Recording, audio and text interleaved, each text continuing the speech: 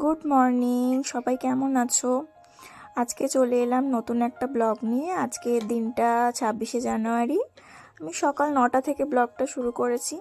দেখতেই পাচ্ছ বাড়িতে লোকজন এসেছে, ছোটো মাসির মেয়ে, মেসো সবাই এসেছে।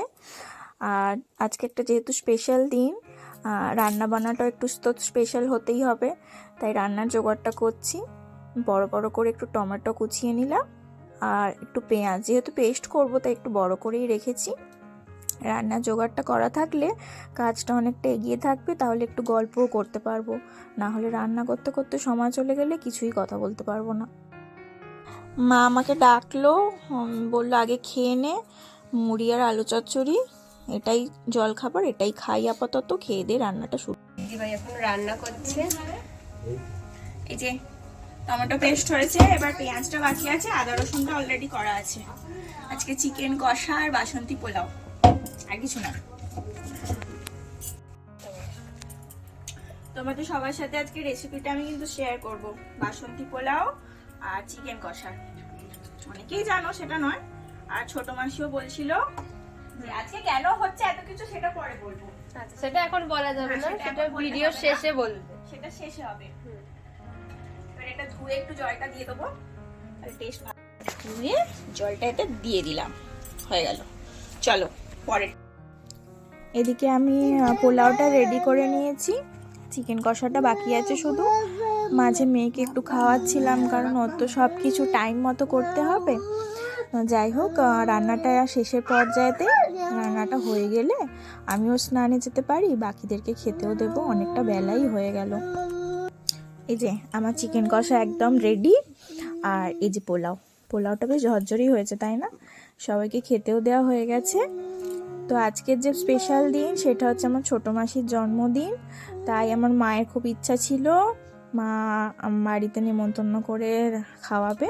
এবার মা তো পারে না এত রান্না সব কিছু সামলাতে, তাই আমিই করছিলাম। মা এই আশীর্বাদ করলো ছোটো মাসিকে, সবাইকে একসাথেই খেতে দিয়ে দিয়েছি। মা বলল পরে খাবে, আমাদের বাড়িতে যেহেতু একটা ছোট্ট বাচ্চা আছে, পোস্তকে খাইয়ে মা খাবে। এই যে আমাদের খাওয়া দাওয়া শেষ, মেশো এখনো খাচ্ছে, চলছে। আমাদের প্লেট পুরো ফাঁকা, খুবই ভালো হয়েছিল। তো খাওয়া দাওয়ার পর হঠাৎ করে ঠিক হলো যে সবাই মিলে একটু শরৎ মেলা যাওয়া হবে, সেই বুঝে আমরা রেডিও হয়ে গেছি। মায়েরা রেডি হচ্ছে, যাই একটু ঘুরেই আসি। 4:30-5টা মতো বাজে, আমরা বেরিয়ে পড়েছি। এই যে সবাই রেডি, একটু হাঁটতে হবে, হেঁটে গিয়ে তারপর টোটো ধরবো। যাচ্ছি টোটো স্ট্যান্ডে, তোমাদেরকে ওখানে গিয়ে দেখাচ্ছি মেলাটা কীরকম হয়েছে। আমিও বহু বছর পর যাচ্ছি, প্রায় 7-8 বছর যাওয়াই হয় না শরৎ মেলাতে।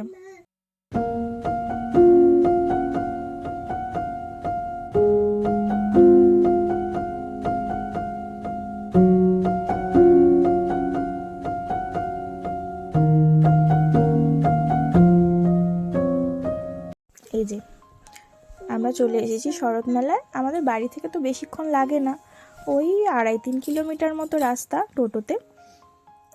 সন্ধে থাকতে থাকতেই চলে এসেছি, আর বাচ্চা নিয়ে এসেছি তো বড্ড ভিড় হবে, যেহেতু আজকে রবিবার, তার উপর 26শে জানুয়ারি, ভিড়টা ভালোই হবে। তাড়াতাড়ি দেখেই বেরিয়ে যাব। এখানে অনেক কিছু জিনিস দেখছিলাম, একটু বেশি দাম বলছিল, মেলাতে তো বড্ড বেশি দাম বলে। একটা মেয়ের জন্য হেয়ার ব্যান্ড পছন্দ হলো, মাসি কিনে দিল। একটু খাওয়া দাওয়া করবো এবার, তারপরেই বেরিয়ে যাব, বেশিক্ষণ আর থাকবো না।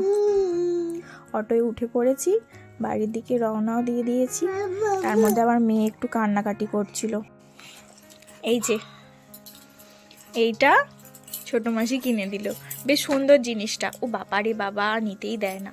কালকে দেখাবো জিনিসটা কীরকম, ভীষণ সুন্দর দেখতে। পোস্ত তো কামড়ে ছিঁড়েই দিচ্ছিল আর একটু হলে, আর এই হেয়ার ব্যান্ডটা কিনেছে, বেশ ভালো লাগলো, খুব সুন্দর দেখতে হেয়ার ব্যান্ডটা। এই যে লম্বা জিনিসটা নেবে তুমি, এইটা রিক্সা নেবে? কোনটা নেবে? এটা দাঁড়াও দাঁড়াও দাঁড়াও না, তুমি বলে দাও মেলায় কেমন ঘুরলে, সবাইকে গুড নাইট বলে দাও। বলে দাও আজকে আমি মাম্মা বলে শিখেছি, মাম্মা বলে শিখেছি, বলে দাও। রিক্সা পুতুলটাই খাবে, হ্যাঁ, আর কিচ্ছু খাওয়ার নেই মা।